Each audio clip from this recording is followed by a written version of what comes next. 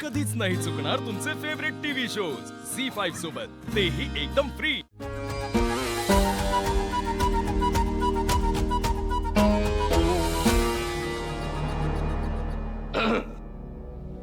Phone किती वाजत होता?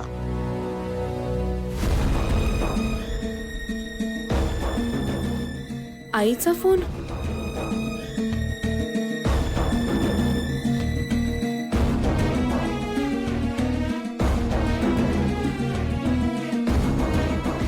हॅलो साऊ, झाले का ग बाई काही हालचाल? हालचाल कसली? अगं मग नाही का फोन केलता तुला पैशांसाठी? आपले आजारी आहे ग, भरलाय त्याला, बेशुद्ध पडलंय पोरग, हॉस्पिटलात घेऊन चाललोय त्याला. काय? पैसे लागणार आहेत ना? नाही जगदेवला मी फोन नाही लागत आहे. ऐ, मी घेऊन चालले बरं का 5 स्टार हॉस्पिटल मध्ये त्यांना. तू काही करू नको, बसून राहा तिकडं. माझा नवरा भरल बिल, आलं का लक्षात? फक्त नाही एकदा फोन लागू दे, मग सांगते.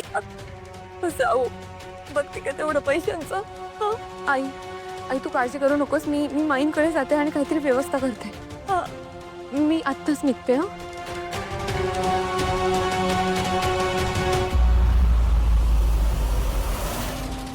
आई पाडव्याच्या मुहूर्ताला ही मुलगी कुठे निघाली एवढ्या घाईघाईत? इतकं काय अर्जंट असेल? हे प्लॅन तर शिजवत नसेल ना? त्याच्यावर लक्ष ठेवायला हवं. हॅलो. हा मंगेश. हा. सावली आत्ताच घरातून बाहेर निघाली. ती कुठे जाते, काय करते, जरा बारीक लक्ष ठेव तिच्यावर. Okay madam. आणि हो, कोणाच्याही लक्षात येता कामा नये. मॅडम तुम्ही काहीच टेन्शन घेऊ नका, मी सगळं नीट करतो.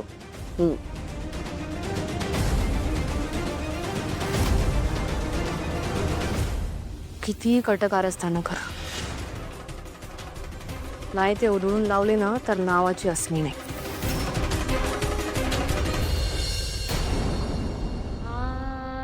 तुळशी आई, सणावाराला उंबरा ओलांडायचं नाही हेच संस्कार आहेत माझ्यावर.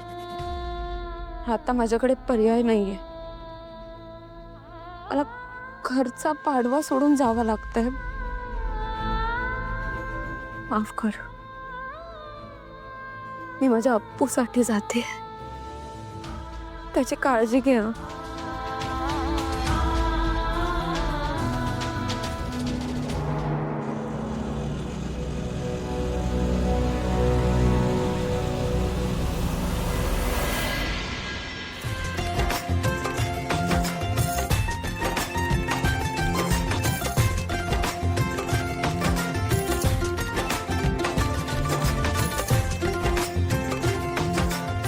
अरे वा, छान चालली तयारी.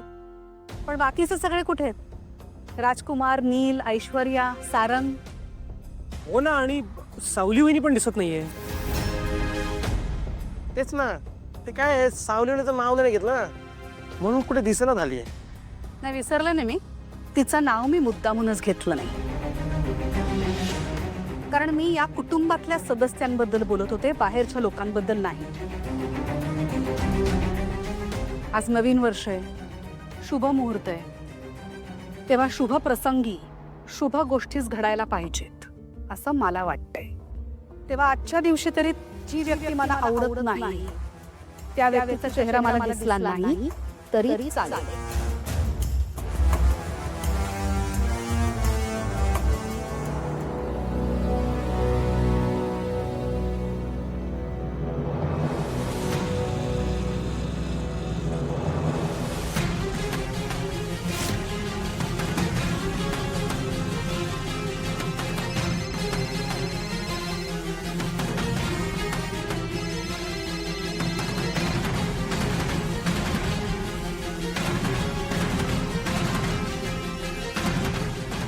अगं कुठे आहेस साऊ?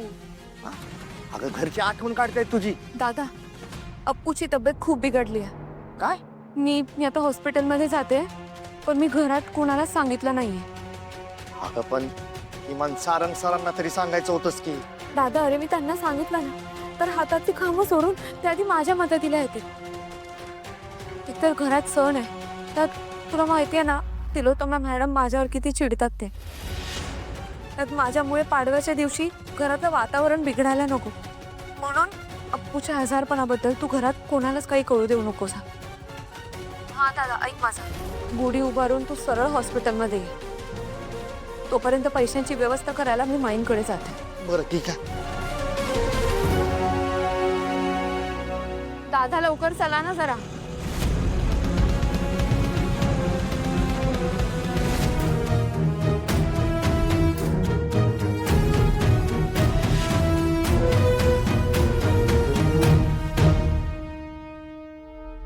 तू इथे काय करतोयस? मॅडम ती बाहेर गुढी उभारायचा कार्यक्रम आहे, तिकडे जा, कामं कर. एक काम होतं.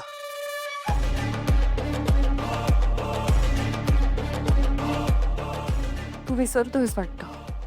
तू इकडे आमच्या घरी कामालाच आहेस, आमची कामं करायला आलास. मॅडम थोडे पैसे हवे होते. ओ आय सी.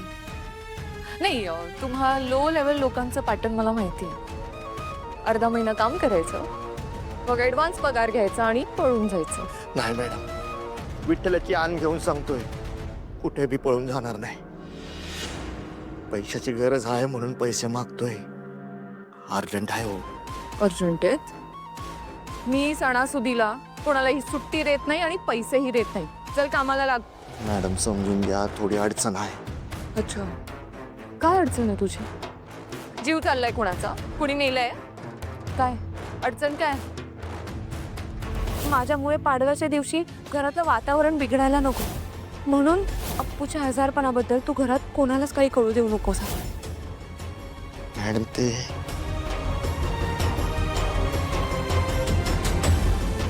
काय मॅडम ते म्हणजे काय? एक प्रश्न विचारला तुला, त्याचंही उत्तर नाहीये तुझ्याकडे. म्हणजे काहीच अर्जंट नाहीये, उगीच ड्रामा करतोयस, काम चुकारपणा करतोयस. जा बाहेर, कामाला लाग. चल. का साऊ का शपथ घातलीस तू?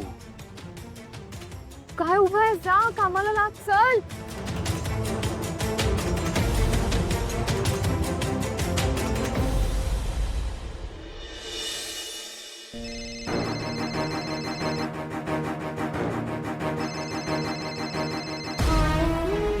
हॅलो.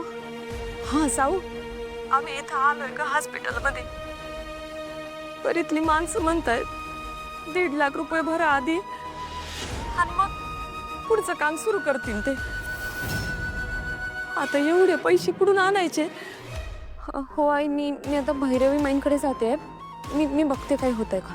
हां ठेवते.